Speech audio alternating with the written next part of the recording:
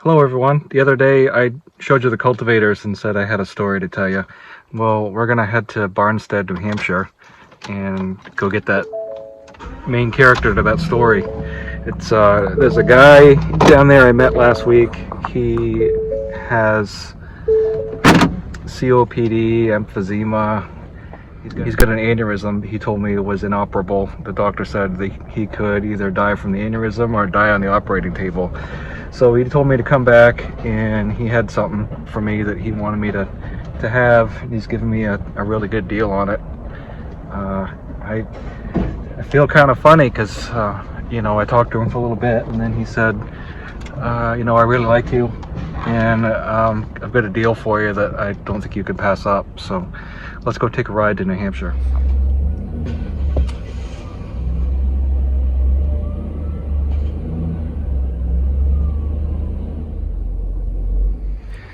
This is the rollover hillside plow, and I got snapped off when I loaded it, but that shouldn't be too hard to fix. I'll just weld it back on and put a strap across the front, but it's still got the stenciling on it. I got the snowplow frames over there. The cultivators are on the 140. Double stack of front weights. It's a pretty heavy duty snowplow hookup on the front. I've never seen anything like that before. It hooks into the cultivator mount on the front. I got another wheel weight. This side is cast anyway, but there's a wheel weight on this side. Looks like a replacement rim. Fast hitch. Pretty much all my old tractors come out of New Hampshire, just because I live right there. And all this stuff. So there's another bonnet. There's a grill to a 140. This is an early style 140, 58 to 64 probably. Grill. There's a matching tire for the other side. Set of chains. I got a regular drawbar, and there's another touch control unit. I broke the damn light when I loaded the snowplow on. The guy was disabled, and so I used his tractor, and I couldn't really see when I set it down, and I crunched the light. But that's okay, I've got others.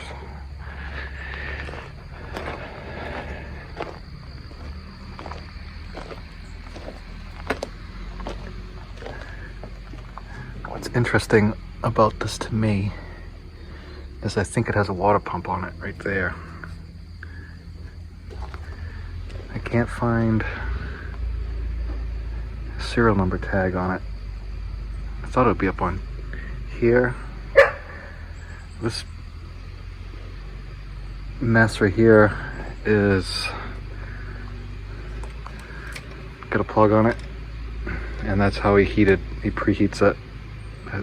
Block heater, I guess he called it, so you can actually drain it. I'm assuming that's the drain right there for the radiator. I'll have to get under there and look. So the first thing we'll do after we get off the truck is I'm going to power wash it and then see where we're at. I think it's in really good shape.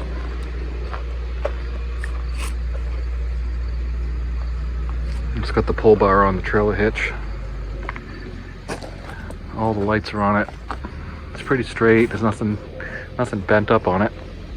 It's got a lot of farmer fixes on it. I'm not sure what this little doohickey is here. This right here, you hitch it up here, and you can take this rod off, because this rod right here is to level the drawbar when you're land plowing. But there should be, well, it's just got normal leaks. That rim looks new over there too. But I don't see a serial number tag on it. It sits high for a Super A. See all the space in between the tanks, so this leads me to believe it's the Super A-1, which was the transitionary tractor between the regular Super A and when the 100 came out. in 1954. And supposedly they only made about 2,000 of these. One thing that looks odd to me is this lift rod for the rear, because this all looks pretty gumpy in here. And if I remember right, I think this part right here has been, well, this doesn't look original, so I think this right here is put on there, and there's no helper spring, and I'm not sure where that goes. I'm not sure if it goes up here or down here. When I look at this snowplow, now I'm looking at the mount here. I think somebody made that with a plasma cutter. So it's not on the block. Maybe it would be on the seat support. But I'm not seeing anything under here. So I'll have to dig into that a little bit further. And this whole seat is just something somebody gomped on there with some pieces of wood and then an aftermarket seat.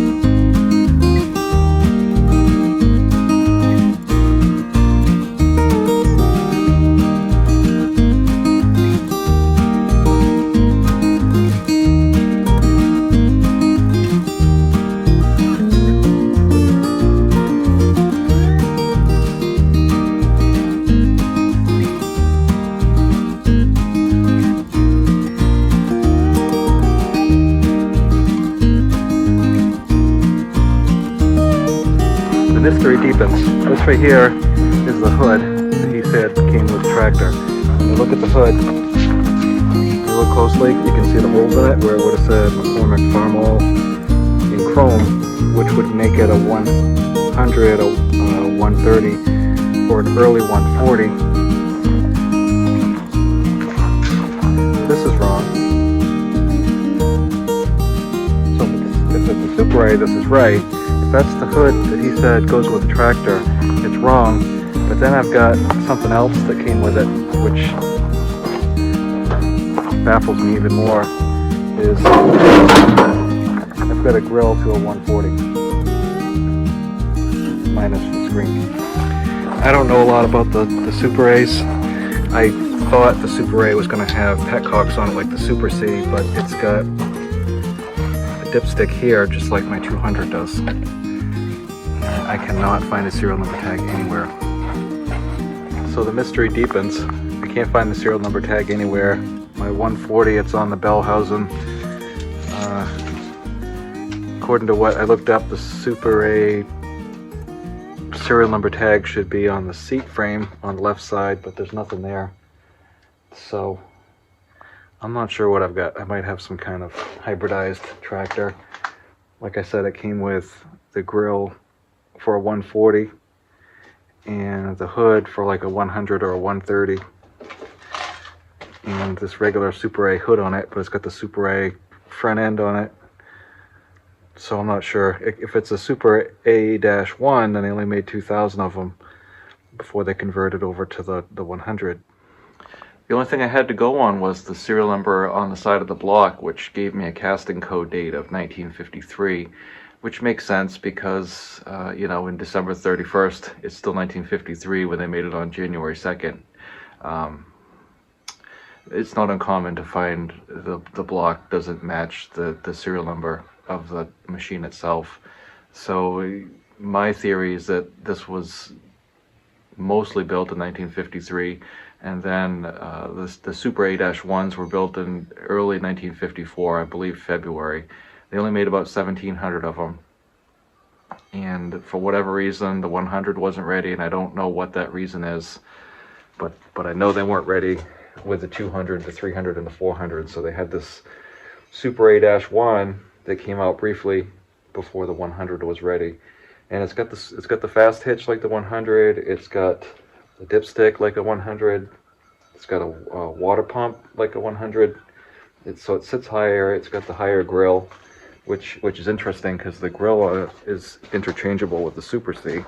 As you know, the Super C has a water pump, so this grill is exactly the same as the Super C, which was also discontinued in 1954 when the 200 came out. So very rare and unique tractor. I had bought it to flip. I'm not sure what I'm going to do with it just yet. We'll find out. I have all winter to think about it, so we're going to do a few things to it to freshen it up a little bit. This is the air cleaner oil cup for the Super A. I've never seen a bottom like that before. Usually it's mostly open. A lot of times people will put the fill line decal on this, but it actually goes on the hydraulic block on the touch control. It doesn't go on here. There's already a fill line on it. It's the rim. That's the full line. The full line is right here. You can see right at the top of this disc with the holes in it inside, there's this rim, that ridge right there. That's the full line. When it comes to putting oil in this, you know, any old oil is good. This is just some 4-cycle engine oil I got. It doesn't really matter. You're not lubricating anything. This oil's only purpose is to trap particles of dirt from getting.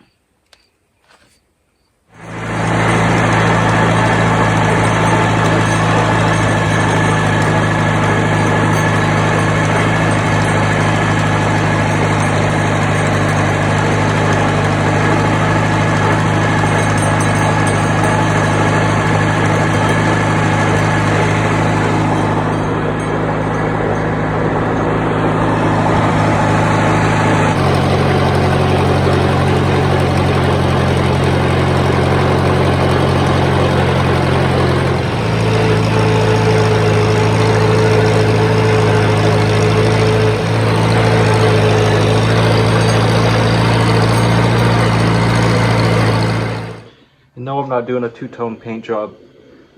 When I get ready to sand it down, I put some of this gray color primer on it. It really just makes the imperfections pop out more for me because I can't see that great.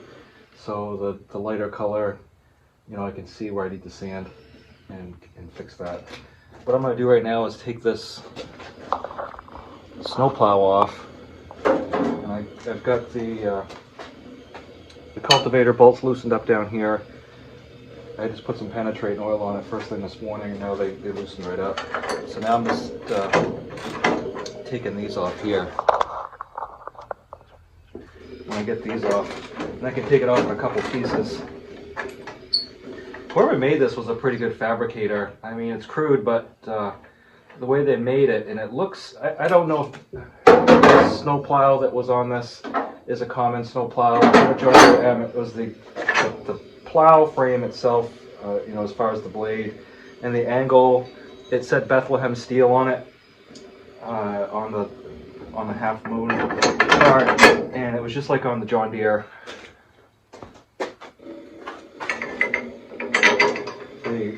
The rods that went to the back reminded me of the John Deere one, but somebody had his angle iron, and somebody had just fabricated some ears on it, and that would connect onto the implement mounts on the final drive, and then they had made some steel that would hook on the bell housing.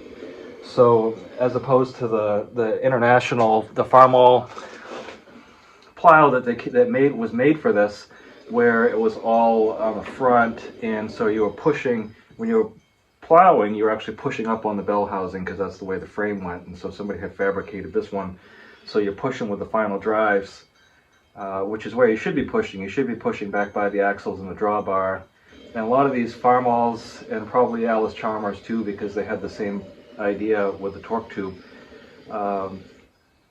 When people snow plowed with them, they ended up cracking the block, and especially the torque tube. But the Super A and the Super C, they reinforced the torque tube, they reinforced the implement mounts over the A and the C, and so that was one of the improvements with the Super Series, because those mounts took a beating, and the torque tube, you know, that's the whole frame part of the tractor, that torque tube. But I was thinking about selling this plow separately, but I'm going to keep it with the tractor. I think it tells a story, and it's fit to this tractor, and I don't think it's worth much by itself anyway. Whoever had built these lights, it's almost like they took the hand crank and sliced it up into some parts. So this is the original light mount here that went down here, and so when you'd raise the plow up, you'd be shining your lights at the back of your plow blade instead of forward. So this is all welded up. I haven't decided yet if I want to keep this like this, or I've got some OEM style light brackets that would be down here to put it back to the way it's supposed to be. I don't know yet. This is going to be an ongoing overwinter project, so I'm going to kind of go slow. I've got a few parts on order. All the fluids have been changed, except I'm going to dump the radiator and dump the steering box, and then we'll check the final drives too. But the hydraulics and the engine oil were done, and he's got new plugs and wires in it, and I see a new coil, but it's still starting hard from cold, so maybe the condenser or the points aren't quite right. So we'll take a look at that next. But the first thing I'm going to do tonight is just get this plow off, and then I can see what's going on here.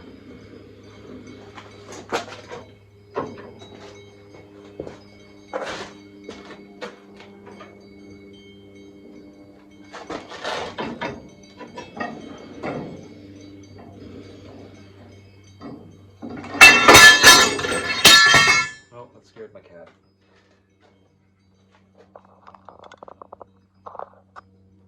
I did get the torque tube cleaned up today, so that's all been cleaned, and then I just hit it with a quick coat of red. Yeah, I kind of get ahead of myself a little bit with painting, but I can't help myself. So anyway, the primer, like I said, is just so I can see the imperfections, so we'll work on that, but I'm going to get all this stuff here straightened out. He's got little wires just hanging around. The starter wire is a little bit long for what it should be, and it should be routed up here. He's got some wiring here that shouldn't be here. So we'll take that off and do this correctly. He's got a new ammeter on there. There's a new oil pressure gauge. It's got good oil pressure. It's not smoking. Nothing is leaking. So those are all good things. When I buy an old tractor, I don't really care so much about what it looks like. You know, the tin's all in really nice shape. It's not stove up or anything. The rubber was good. The clutch was good. The brakes worked. The hydraulics worked. I took it for a little ride. Everything, you know, it felt pretty good. But it's not pretty. You know, it's been around the farm for 60 something years, and had some farmer modifications, but it's been maintained. So I knew it had been maintained, and I could tell. So I don't necessarily worry about does it look rusty, or you know, is there some wires hanging off it. But mechanically sound is what I want. So like I said, clutch, brakes, steering, hydraulics, it shifts the gears fine. Nothing's leaking all over the place. You check the reservoirs, and you know they've got fluid in it, and there's not a puddle underneath. Obviously, people can do some things to hide a lot of that, but I also am a pretty decent judge of character. So when I pull into a place, so like the place I bought this, it was I don't know if you remember that show that was out in the 70s, Sanford and Son. It looked like you know, Fred Sanford's place.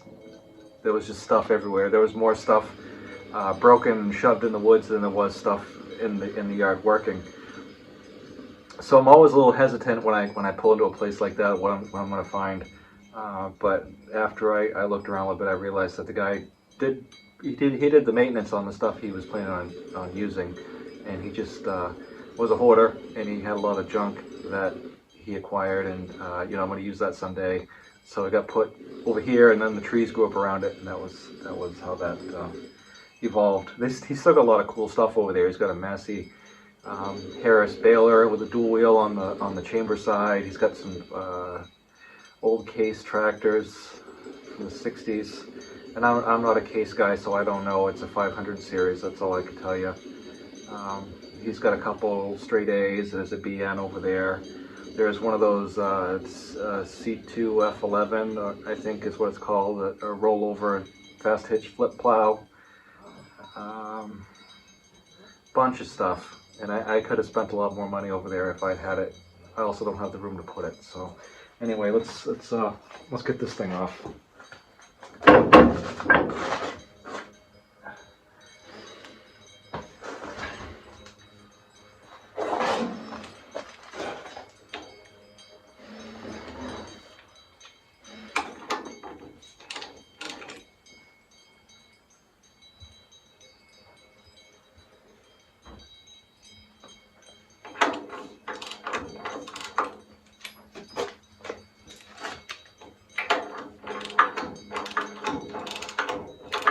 I let my son use the electric chainsaw behind me, so I'm kind of keeping an eye on him and an ear on him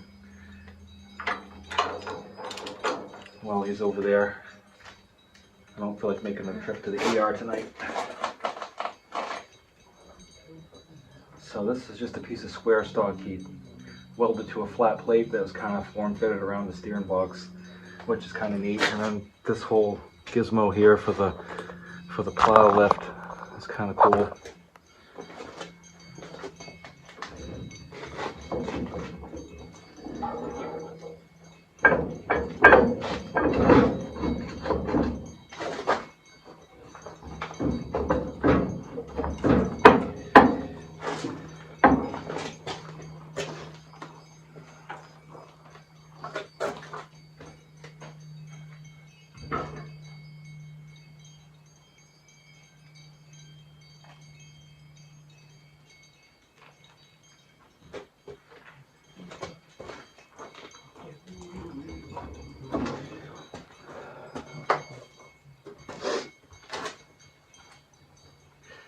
So there's a dilemma.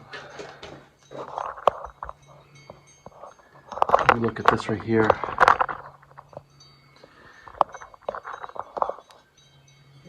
This plate is right up against the spindle. There's really not any room to get by. So, not sure how far. I mean, there's no more room to be had here.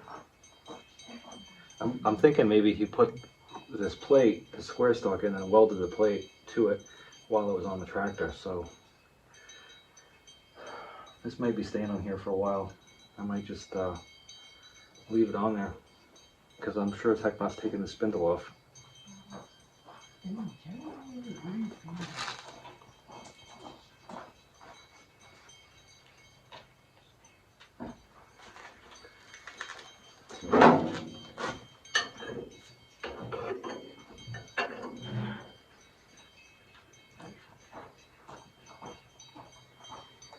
So I got these screws. These cap screws are all, you know, they're loosened right up.